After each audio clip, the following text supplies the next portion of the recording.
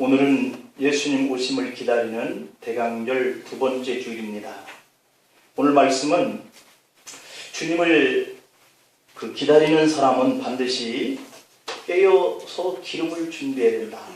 그러니까 깨어있다고 하는 것이 기름을 준비하는, 기름을 준비하기 위해서 깨어있어야 하는 이런 자세가 주님 오실 날을 기다리는 성도의 모습이어야 한다라고 하는 거죠.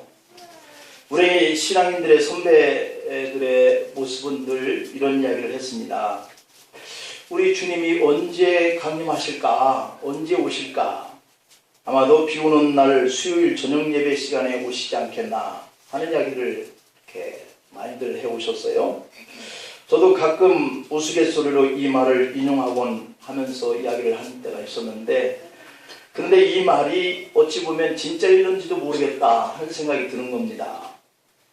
신앙의 열정이 식어진 사람은 수요일날 저녁 예배에도 나오기도 힘들지만 거기다 대고 비까지 오는 수요일날 저녁 예배 참석하기 어렵습니다.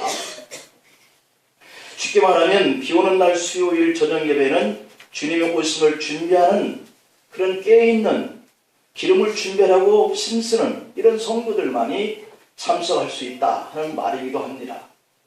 마태복음의 25장 말씀을 보면은 세 가지 비유가 나오는데요. 오늘은 그 앞부분의 첫 번째 비유만 같이 이렇게 상고하고 있는데, 1절부터 13절까지 해서 읽어본 대로 10처녀의 비유에 대해서 나오고 있고요.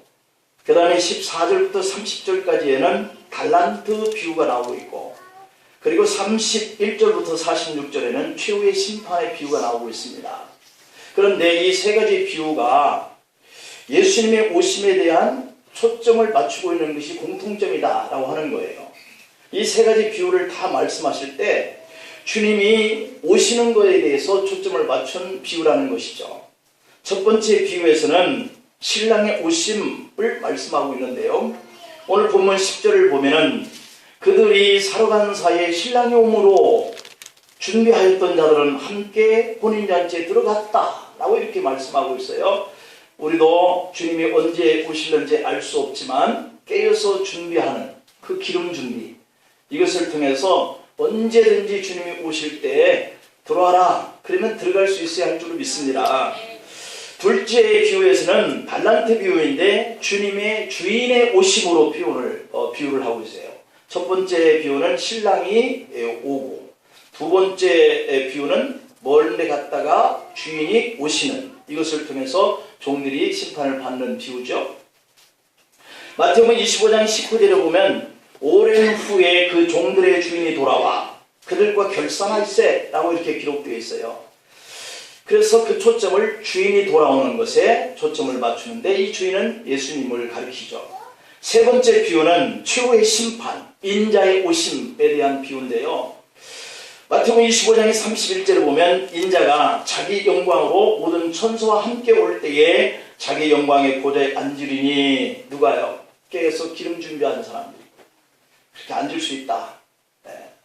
이 세 가지 비유의 공통점이라고 하는 것이 바로 예수님이 오시는, 다시 오시는 거기에 초점을 맞추고 있는 거죠. 이 세 가지 비유에서 보면 예수님이 오실 때에 이 비유 세 가지 중에서 말하고 있는 그 공통점의 그 비유 속에 나타나는 사람들이 두 가지 부류로 나타나요. 첫 번째 비유에서 본문 2절 오늘 4절까지 보면 그 중에 다섯은 미련하고 다섯은 슬기 있는 자, 이렇게 나눠지는 거예요. 그러니까 첫 번째 비유에서 나눠지는 대상은 슬기 있는 사람과 미련한 자, 이 사람들이 나눠졌다라고 하는 것이고요. 두 번째 비유 중에서 주인이 오실 때에 착하고 충성된 종하고 26절에 보면은 악하고 게으른 종, 이렇게 나눠지는 거죠. 그러니까 주인이 올 때 충성된 종과 악한 종으로 나눠졌고, 세 번째 비유에서는 이 세 번째 비유가 인자의 오심이잖아요. 그 비유에 보면은 34절에 보니까 아버지께 복받을 자들, 이들은 창세부터 예비된 나라를 상속받는 자, 이들이 한 부류가 구분되어 있고, 41절에 보면 마귀와 그 사자들을 위하여 예비된 영원한 불에 들어가게 될 자, 이렇게 또 한 부류가 나눠지고 있다라고 하는 거죠. 그래서 이렇게 영원한 영광에 들어갈 자 또는 영원한 불에 들어갈 자, 이게 구분되어지고, 착하고 충성된 종으로 구분되어지고, 슬기는 자와 미련한 처녀로 구분되어져 있는 이 마태복음 25장의 세 비유 속의 공통점은 예수님 오실 때 이런 일이 일어날 것이다 라고 하는 거예요. 자, 여기서 우리는 오늘 본문을 통해서 몇 가지 교훈을 얻고자 합니다. 그 하나는 신랑을 기다리는 처녀들을 표현할 때 선하거나 악하거나 이렇게 말하지 않고 슬기롭다, 미련하다 이렇게 표현을 했다라고 하는 것에 유의해 볼 메시지가 있어요. 본문 2절 보니까 그중 다섯은 미련하고 다섯은 슬기 있는 자라고 했죠. 주님께서 대비시킨 이 악한 것과 선한 것이 아니라 미련함과 슬기로움으로 비교를 하고 있다는 거예요. 그러면 이 미련함이라고 하는 이 말의 뜻은 분별력이 없다, 그런 뜻이에요. 좀 분별력이 없다. 우리가 신앙생활할 때 분별력이 있어야 할 줄 믿습니다. 이것이 악한 것인지 더러운 것인지 나를 죽이는 것인지 살리는 건지 이거를 분별할 줄 모르면 미련한 사람이다. 내가 뭘 준비해야 할지 말아야 할지 이걸 모르면 미련한 자다, 이런 얘기예요. 그게 바로 미련한 다섯 처녀가 되는 것이고요. 이 사람들은 미련하다, 분별력이 없다. 이 미련한 다섯 처녀는 악한 사람은 아니에요. 그냥 분별력만 없는 거예요. 내가 주일날 교회 앞에 하나님 앞에 예배를 드려야 할 것인지 안 드려도 좋을 것인지 이게 분별력이 없으면 미련한 거예요. 그 사람이 하나님을 안 믿는 사람이 아니에요. 이 미련한 처녀, 슬기로운 처녀는 분명히 신랑을 맞으러 준비하고 나갔기 때문에 다 믿는 사람들을 의미하는 거예요. 그런데 다만 믿는 믿음의 사람들 중에 분별력이 없어서 기름을 준비를 못했다라고 하는 것 때문에 문이 닫히고 천국의 잔치에 못 들어갔다. 이게 정말 안타까운 일이죠. 그래서 우리에게 이 비유가 주는 의미는 상당히 우리에게 큰 의미를 부여하고 있어요. 자, 그 다음에 두 번째, 그렇다면 이 미련함과 슬기로움을 구분하는 기준이 뭘까라고 하는 거거든요. 내가 미련한지 슬기로운지 내 신앙의 모습을 어떻게 구분할까? 이 기준. 그것은 기름이라는 거예요. 기름을 준비하면 슬기 있고 준비하지 않으면 미련하는 거죠. 이 기준은 간단하죠. 그러니까 오늘 보면 3절에 보면 미련한 자들은 등을 가지되 기름을 가지지 아니하고 라고 했어요. 그리고 4절에 보면 슬기 있는 자들은 그릇에 기름을 담아 등과 함께 가져갔더니 라고 이렇게 되어 있죠. 그러면 준비해야 할 기름이 뭐냐는 거죠. 어떤 주승에는 미련한 다섯 처녀가 주님을 맞으러 나가는 것은 이미 믿음이 있기 때문이다. 따라서 기름이란 성도들의 선행을, 착한 일을 가리킨다, 이렇게 표현을 해요. 우리가 믿는 사람으로서 세상 사람들 앞에 손가락질 받는 것이 바로 이 착함과 선행 때문이거든요. 저 믿는 것들이 왜 저렇게 살아? 라고 하는 것은 그들이 우리의 도덕과 윤리를 본다는 거죠. 잣대로. 그러면 이 윤리와 도덕을 지키지 못하는 믿음의 사람의 신앙생활이라고 하는 것은 분별력이 없는 거죠. 자, 또한 어떤 주석가들은 이 등이라고 하는 것은 신앙생활의 외면적인 것을 의미하고 기름은 신앙생활의 내적인 면을 의미한다, 이렇게도 주석을 했어요.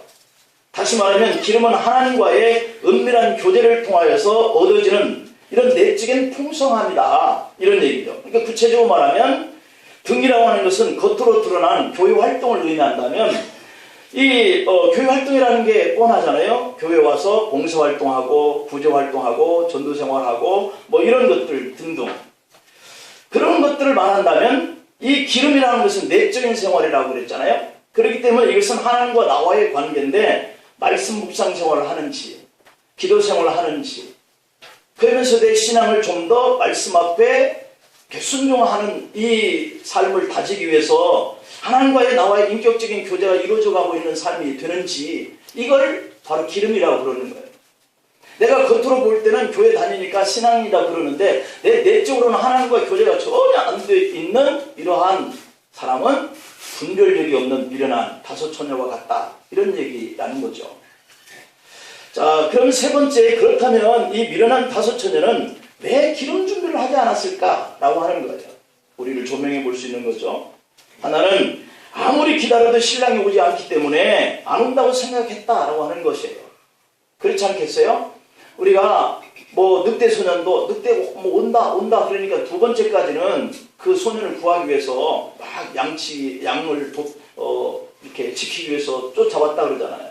근데 세 번째로는 외쳐도 오지 않아서 위험한 일을 당했다는 건데요. 이렇게 오지 않는 그 주님을 온다 자꾸 해놓으니까 우리 성도들이 오신다 그러던 그 주님은 왜 안 오셔? 이런 현상에 빠질 수 있다는 거죠. 그렇기 때문에 이 미련한 이 처녀가 기름을 준비하지 않았다. 신앙인이 하나님과의 교제의 삶을 살지 않았다. 오늘 본문 5절에 보니까 신랑이 더디움으로 다 잘세라고 이렇게 되어 있죠. 초대교회에서 예수님이 다시 오심은 없다는 말들이 돌기도 했다는 거예요. 초대교회도. 이 초대교회도 그들이 순교 정신을 가지고 목을 베이거나 짐승에 던져지거나 옥에 가서 갇히거나 이렇게 순교 당하는 이런 일들이 이 종말 사상이 강했기 때문에 이런 일을 버텨낼 수 있었어요. 주님이 곧 오신다. 너희가 하늘로 올리우신 이 예수님을 오늘 본 것처럼 다시 이렇게 오실 거야. 이렇게 그 현장에서 전해 듣고 또 전해 들은 자들이 본 자들이 또 이렇게 전도를 하면서 전했던 이런 사람들이 신앙 안으로 교회 안에서 신앙생활을 하면서 그래 주님이 곧 오시니까 이런 것들쯤이야. 그러면서 전답도 팔아서 교우들과 함께 나누기도 하고 자기는 그 같이 나와서 없는 사람 성도들과 같이 나누고 막 이랬어요. 왜? 금방 주님이 곧 오시는데 이 전달이 무슨 큰 의미가 있겠나. 우리같이 1000년 2000년 기다려도 주님이 안 오시니까 내 건 내 거고 내 것을 나눌 수 있는 일에 인색해지고 이렇게 살잖아요. 왜? 혹시 내 자녀에게도 주어져야 내 자녀도 나와 같이 부모에게 물려받지 않으면 고통의 생활을 산다. 이런 의식들이 이미 학습되어져 있기 때문에 우리들은 내 것을 가지고 나누는 게 힘들고 전답을 팔아서 주님의 영광을 위해서 드리는 이 초대교회 성도들처럼 할 수가 없는 거예요. 그런데 이 초대교인들은 바로 이 종말 사상 때문에 이룰 수 있었던 거라고 생각이 돼요. 그런데도 주님이 안 오시는 거예요. 1000년이 지나도. 자, 그렇게 되니까 이러한 사람들이 생길 수 있다. 초대교회에서 예수님이 다시 오심은 없다라고 하는 이런 말이 돌았다는 거죠. 이에 대해서 그래서 베드로 사도가 굉장히 이렇게 분노하는 의미의 메시지를 남기죠. 베드로서 3장 9절에 보면 주의 약속은 어떤 일이 더디다고 생각하는 것 같이 더딘 것이 아니라 오직 주께서는 너희를 대하여 오래 참으사 아무도 멸망하지 아니하고 다 회개하게 이르기를 원하기 때문에 이렇게 기다리는 거다. 이렇게 말씀을 주는 거죠. 사실 우리의 천년은 주님의 하루와 같고 주님의 하루는 천년과 같다. 이런 표현들을 우리가 쓸 수 있죠. 하나님은 우리 믿음의 사람들이 아니 이 세상 사람들이 다 한 사람이라도 회개하고 구원을 다 받았으면 좋을 때까지를 기다리고 계시는 이러한 일로 더디다. 이렇게 베드로는 표현을 했어요. 그리고 이사야서 이어서 베드로후서 3장 10절에 보면 그러나 주의 날이 도적같이 오리니 그 날에는 하늘이 큰 소리로 떠나가고 물질이 뜨거운 불에 풀어지고 땅과 구중에 있는 모든 일이 드러나리라. 심판을 의미하죠. 문제는 신랑이 신부들의 긴장이 풀어졌을 때 기다려다 지쳤을 때 오는 것이 문제라는 거죠. 주의 강림을 묘사하는 성경의 표현을 보면 이 베드로후서 3장 10절에 그러나 주의 날이 도적같이 오리니 라고 했다는 점이에요. 그리고 데살로니가서 5장 3절에도 보면 평안하다 안전하다 할 그때에 임신한 자에게 해산의 고통이 이름같이 멸망이 갑자기 그들에게 이르니 결코 피하지 못하리라 그랬어요. 우리 아내들 또 우리 어른 주변에 있는 사람들이 임신해서 아이를 낳을 때가 다가오면 아직 소식 없어? 아직 소식 없어? 자꾸 물어보게 되죠. 그런데 그 소식이라고 하는 것이 마치 이 도적과 같이 온다라고 이렇게 비유를 했어요. 그 해산의 고통이 언제쯤 올지 오늘 왔으면 좋겠는데 오늘 또 안 오고 내일 또 안 오고 자꾸 이렇게 지나다가 이렇게 며칠 더 있어야 되려나 보다 하면 어느 순간에 갑자기 오는 이런 것과 같이 주님이 오신다. 평안하다 평안하다.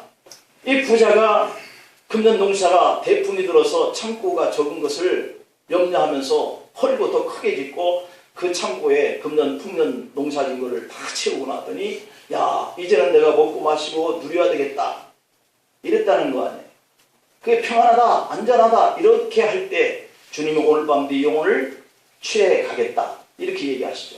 그럼 이것이 다 네 것이 되겠느냐? 그렇게 오신다는 거죠. 도적과 같이 내가 평안하다 안전하다 할 그때에. 그래서 준비되지 못하면 안 된다는 그런 것을 강조하고 있죠. 오늘 본문 6절에 보면 밤중에 소리가 나되 보라 신랑이로다 맞으러 나오라 이렇게 하였죠. 주님의 오심을 밤중이라고 이렇게 표현을 했어요. 이 모든 표현들이 말하고자 하는 것이 뭐냐면 우리가 예상하지 못했을 때 주님이 오신다 그 뜻이죠. 그 다음에 또 두 번째 또한 기름을 준비하지 않은 까닭 중에 두 번째는 신앙인들의 관심이 다른 데 있기 때문이다 라고 하는 것 때문에 그렇게 든다는 거죠. 신부의 관심은 당연히 뭐에 있어야 되겠죠? 신랑에 있어야 되겠잖아요. 신부가 신랑 외에 다른 사람이나 다른 데 관심이 있다면 그것은 큰 문제죠. 여러분 성도들은 어떤 존재인가요? 빌립보서 3장 20절에 보면 그러나 우리의 시민권은 하늘에 있는지라 거기로부터 구원하는 자 곧 예수 그리스도를 기다리는 존재다 이렇게 얘기를 하고 있어요. 그러니까 저기 우리가 아직은 더디 오시는 주님을 이렇게 신앙을 가지고 인내하면서 기다리는 우리의 신앙의 이 모습이 바로 그리스도인의 모습이어야 한다라고 하는 거죠. 성도들은 하늘의 시민권자들로서 구원자 예수 그리스도를 기다려야 하는 그런 사람들이에요. 그런데 우리가 다른 데에 있는 거예요. 마음이. 물론 일하지 말라는 말도 세상 일을 우습게 여기라 하는 말도 절대 아닙니다. 성도는 궁극적인 관심이 그 일을 하면서도 내 내면적인 관계는 하나님과의 깊은 이 교제가 바로 이 기름을 늘 준비하면서 있어야 된다는 거예요. 여기서 우리가 새겨보아야 할 점은 하나님과의 관계는 그 누구도 대신해 줄 수 없다라고 하는 사실이에요. 오늘 본문 8절에 보면 미련한 자들이 슬기는 자들에게 이르되 우리 등불이 꺼져가니 너희 기름을 좀 나눠달라 했다는 겁니다. 이 말을 듣고 슬기로운 자들이 오늘 본문 9절에서 이렇게 말합니다. 우리와 너희가 쓰기에 다 부족할까 하노니 차라리 파는 자들이 가서 너희 쓸 것을 사라 이랬어요. 나눠달라라고 했지만 나눌 수가 없다는 겁니다. 어떤 이들은 사랑을 말하는 그리스도인들이 좀 나눠줘야 할 것 아닌가 이렇게 반문을 할 것이라고 해요. 그러나 그 기름이라고 하는 것은 하나님과 나와의 1대1의 교제 속에서 쌓여지는 영성이기 때문에 자기 자신의 진지한 그 기도 생활, 그 말씀으로 묵상으로 갖고자 할 그런 문제이기 때문에 필요할 수 있는 것이 아니라는 거예요. 영성의 문제는 부부 사이에도 부자 자식 간에도 나눌 수가 없는 거예요. 그래서 마태복음 24장에 40절 41절에 보면 두 사람이 밭에 있으면 한 사람을 데려가고 한 사람은 버려둠을 당할 것이고 두 여자가 맷돌질을 하고 있으면 한 사람은 데려가고 한 사람은 버려둠을 당할 것이다 이랬어요. 그렇다면 이 두 사람이 밭에 있었다면 그들은 과연 누구일 가능성이 크겠느냐는 거예요. 여러분들이 어떤 일을 한다면 누구와 일을 할 가능성이 큰가요? 가족들, 친한 사람들, 이런 관계가 있는 사람들이죠. 아버지와 아들이나 남편과 아내 아니겠는가?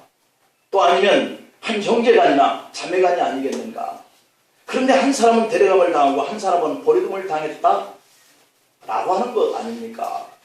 세상에는 다른 사람에게 나눠주거나 양보할 수 있는 것이 있는가 하면 나눌 수 있는 것이 불가능한 일들도 있다는 거예요.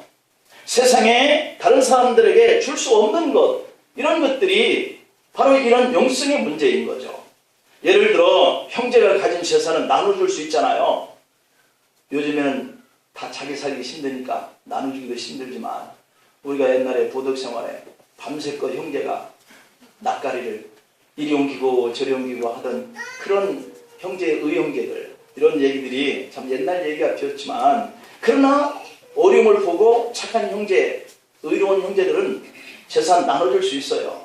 어렵지만 나에게 속한 남편이나 아내는 나눠줄 수 없습니다. 내 아내를 남에게 나눠줄 수 있나요? 내 남편을 남에게 물려줄 수 있나요?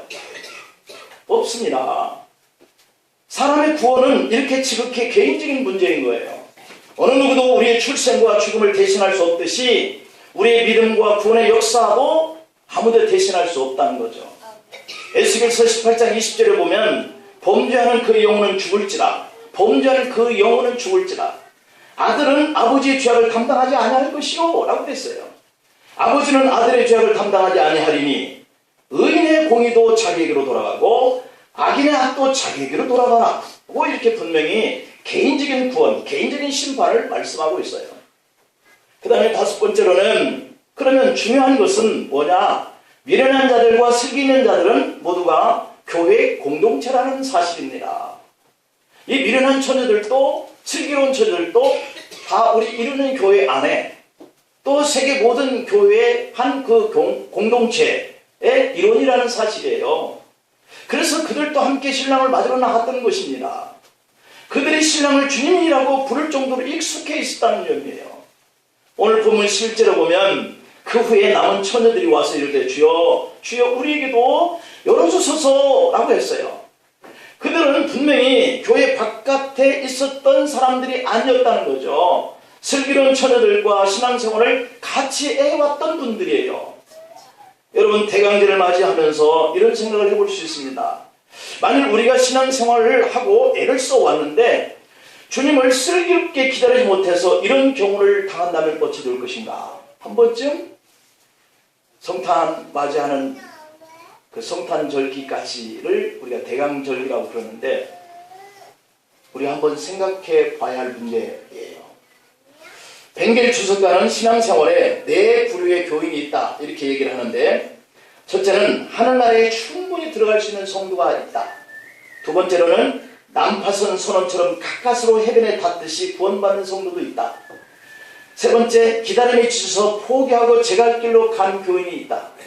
네 번째, 하늘나라에서 결코 멀리 떨어지지 않았다고 생각했지만 결국은 하늘나라를 놓치고만 교인이 있다. 이렇게 네 부류의 교인이 있다라고 이렇게 주석을 했는데요. 하늘나라에서 결코 멀리 떨어지지 않았다고 생각을 하고 오늘 우리가 여기 와 있을 수도 있잖아요. 결국 하늘나라를 그런데 놓치고만 사람이 있다. 이런 생각을 했음에도 불구하고 안타깝다는 거죠. 운동회 때 6명이 달리기를 합니다. 우리 때는 언제나 상품을 3등까지만 주더라고요. 1등은 하늘나라에 충분히 들어갈 수 있는 사람이죠. 그러나 6번째는 하늘나라를 포기한 사람이에요. 상받기를 포기한 거죠. 그런데 4등은 바로 이 3등 다음인데 어떤 마음이 들까요? 4등은 자기도 상을 받을 줄 알았는데 자기 이름은 부르지 않는다. 3등하게 다 커트라인이 됐기 때문에 내가 3등인가? 라고 생각하면서 뚫레뚫레 하는데 자기는 4등이고 상을 못 받는 거죠. 분명히 3등으로 상을 탈 줄 알았지만 못 받으니까 조금만 더 열심히 뛸걸 이렇게 생각할 수 있는 안타까운 4등이죠. 하늘나라에서 결코 멀리 떨어지지 않았다고 생각하지만 결국 놓치고만 성도가 바로 이런 사람이 아닐까. 자, 그러므로 이 비유의 메시지는 주님을 오심을 기다리는 자는 반드시 깨어서 기름을 준비해야 이런 안타까운 일들이 일어나지 않는다는 거예요. 4등을 해서 상품을 놓치는 것을 너무 안타까워서 그렇게 마음 아파하지 않으려면 오늘 본문 13절 말씀을 우리는 새겨드려야 합니다. 그런즉 깨어있으라. 그런즉 깨어있으라. 이렇게 되기 때문에 그런즉 깨어있으라. 너희는 그날과 그때를 알지 못하느니라 라고 했어요. 구원의 문은 어느 때인가 닫힐 때가 있다는 거죠. 구원의 수가 차기까지만 열려있는 구원의 문은 그 구원의 수가 다 차면 닫힌다고 그랬어요. 누가복음 21장 24절에 보면 그들이 칼날에 죽임을 당하며 모든 이방인 사로잡혀 가겠고 예루살렘은 이방인의 때가 차기까지 이방인들에게 밟히리라. 이게 바로 그 말씀이거든요. 또 계시록 3장 7절에서는 빌라델피아 교회의 사자에게 편지하라. 거룩하고 진실하사 다윗의 열수를 가신 이 곧 열면 닫을 사람이 없고 닫으면 열 사람이 없는 그가 이르시되 라고 이렇게 말씀해요. 이처럼 구원의 문은 항상 열려있는 것이 아니고 예루살렘 성도들이 주님을 구세주로 믿지 못하고 오히려 핍박을 하다가 그들이 심판을 받고 포로로 끌려갔어요.